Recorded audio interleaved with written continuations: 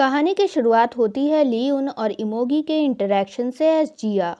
Leone पहचान जाता है कि ये वही इमोगी है जिससे उसने पास में लड़ाई की थी, यानी जिसने एयुम की बॉडी पोजेस कर ली थी। इमोगी एक बार फिर से लियोन के सामने अपने इरादे जाहिर करता है कि वो जिया को जान से ख़त्म कर देगा और लियोन की बॉडी हासिल कर लेगा। इमोगी लियोन से सवाल करता है कि वो जिया को बचाएगा या खुद को, और लियोन पर हमला कर देता है। लियोन समझ जाता है कि इमोगी पहले से वीक हो चुका है और इसलिए वो जिया की बॉडी को एज अ शील्ड यूज़ कर रहा है। लियोन जिया से बात करने की कोशिश करता है और उसे उसके सेंस में दोबारा लाने की कोशिश करता है। वो जिया को अपने और उसके कुछ पल याद दिलाता है और अपना वादा याद दिलाता है कि वो हमेशा जिया का इंतज़ार करेगा। लियोन की बातें सुनकर जिया दोबारा अपने सेंस में वापस आ जाती है और वो जब देखती है कि उसने लियोन पर अटैक किया है तो वो लियोन से अपनी मदद करने को कहती है।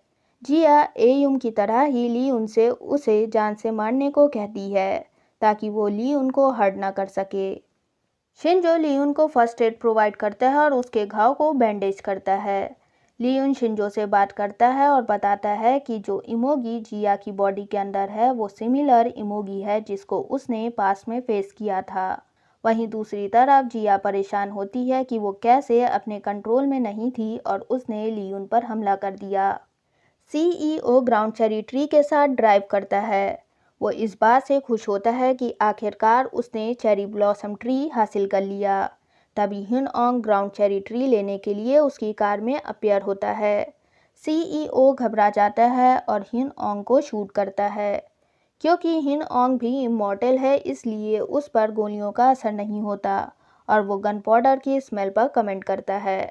At after life immigration office हिन ओंग तेल्यूपा से डिस्कस करता है कि क्या उसे ग्राउंड चेरीज की सोल को दोबारा ह्यूमंस में तब्दील कर देना चाहिए या नहीं।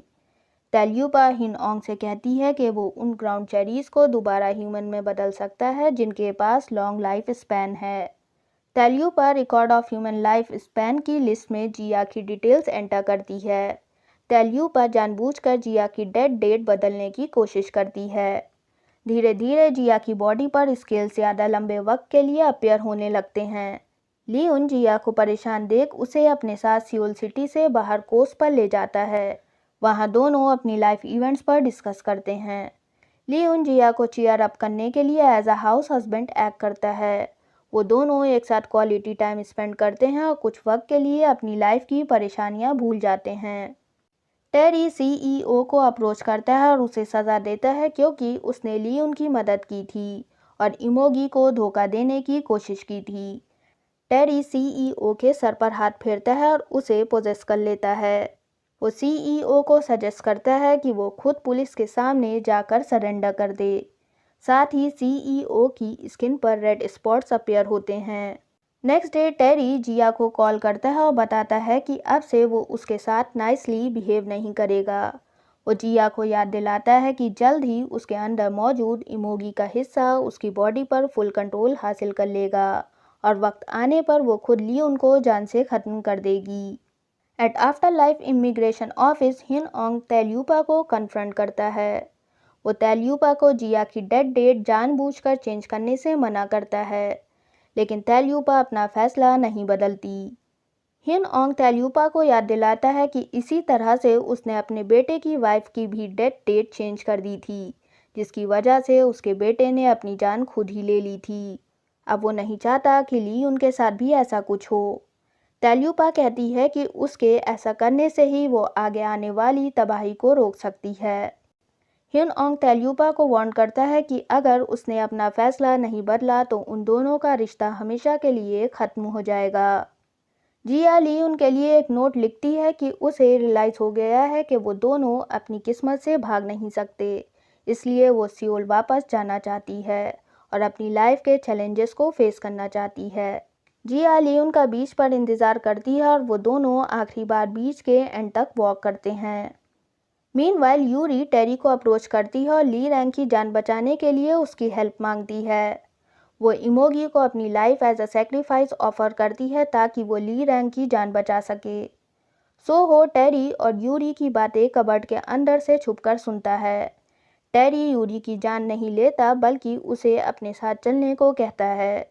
यूरी टेरी की बात मान जाती है। टेरी ली रैंग को ग्राउंड चेरी देता है और जाते जाते वो सोहो की तरफ मुड़कर कहता है कि अगर वो ऐसी डार्क प्लेसेस में केयरफुल नहीं रहेगा तो उसे डार्कनेस कंज्यूम कर लेगी।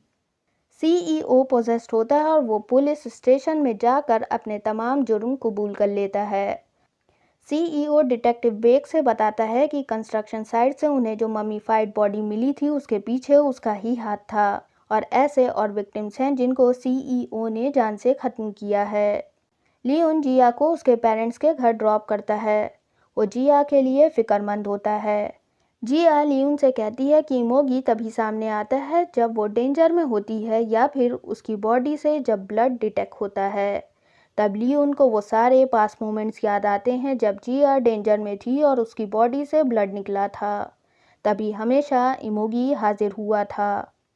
ग्राउंड चेरी की वजह से ली रैंग को होश आ जाता है। ली रैंग के पास सोहो मौजूद होता है और वो उसे यूरी और टेरी के बारे में बताता है। ली उन स्नेल ब्राइड से मुलाकात करने जाता है। वो उस फॉर्च्यून टेलर के बारे में पूछता है जिसने जिया की फॉक्स बीट ले ली थी। स्नेल ब्राइड को उस फॉर्च्यून टेलर के बारे में कुछ मालूम नहीं हो पाता है। स्नेल ब्राइड ली उनको एक र्यूमर बताती है कि one of the after life जज ने कुछ वक्त के लिए अपनी पोस्ट लीव कर दी है। यूरी और टेरी एक साथ ड्राइव करते हैं। यूरी टेरी से इजाज़त लेकर शिंजो का क्लिनिक विजिट करती है। यूरी शिंजो से ब्रेकअप कर लेती है और क्लेम करती है कि वो उससे बोर हो चुकी है and she is unhappy.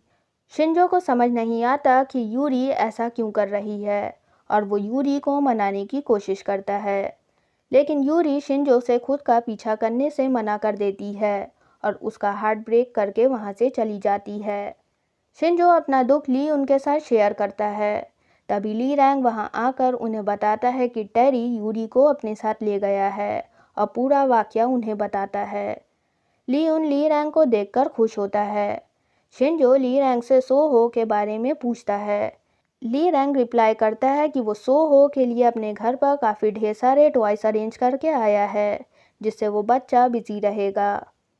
Letter eight ली उन्स house 3 foxes and 3 human beings की टीम इकट्ठा होती है और वो सभी इमोगी को जिया की बॉडी से बाहर निकालने का प्लान डिस्कस करते हैं।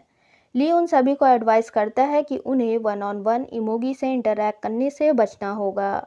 ली उन सभी को बताता है कि स्नेल ब्राइड के पास एक ऐसा सिंसलेयर है जिससे वो इमोगी को ख़त्म कर सकता है। वो उन सभी को बताता है कि सिंसलेयर एक माइथोलॉजिकल स्वॉर्ड है जिससे उन सोल्स को ख़त्म किया जा सकता है जिनको किसी भी नॉर्मल तरीके से ख़त्म नहीं किया जा सकता। ली उन और ली रैंग कैफ़े में मिलते हैं। ली रैंग को रियलाइज़ होता है कि ली उन पहले से वीक हो चुका है। ली रैंग समझ जाता है कि ली उन अपनी जान दांव पर लगाकर जिया को बचाने की कोशिश कर रहा है। ली उन ली रैंग की मदद मांगता है for his upcoming fight. Back at the police station CEO जेल में होता है। वो अपनी बॉडी को स्क्रैच करना शुरू कर देता है और देखते ही देखते उसकी पूरी बॉडी पर रेड स्पॉट्स अपीयर होते हैं।